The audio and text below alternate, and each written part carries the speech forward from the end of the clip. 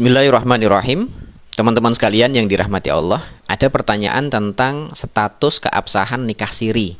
Apakah itu dianggap sebagai nikah yang benar atau yang salah, atau bahkan dianggap nggak sah. Jadi teman-teman sekalian, secara umum bahwa nikah di Indonesia itu ada dua model. Ada nikah yang resmi diakui oleh pemerintah karena tercatat di KUA dan sekaligus sah secara agama karena memenuhi syarat dan ketentuan agama. Yang kedua, ada dikenal dengan istilah nikah siri, yaitu nikah yang secara umum tidak tercatat di KUA.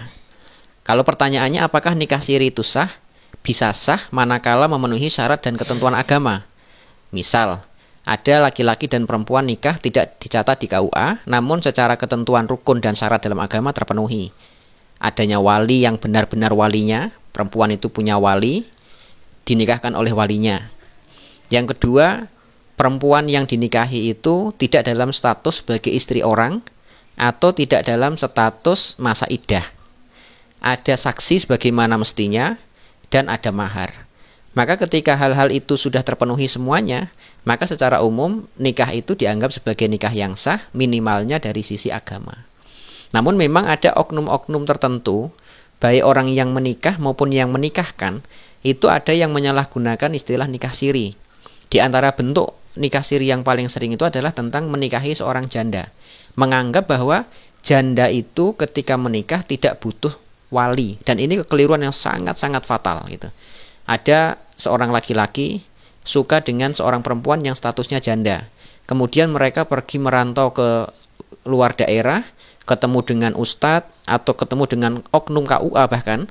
Ini kasus yang sering terjadi, minta untuk dinikahkan. Nah, karena tidak ada walinya, karena walinya itu semuanya nggak ada yang tahu, kemudian perempuan itu mengangkat wali hakim dengan sendirinya, dengan dalih bahwa dia janda. Dan model pernikahan seperti ini jelas-jelas keliru. Atau yang juga sering terjadi, ada orang suami memiliki istri dan seorang perempuan memiliki suami. Jadi sudah sama-sama masih memiliki pasangan gitu ya. Kemudian mereka berdua sama-sama suka, akhirnya melangsungkan pernikahan.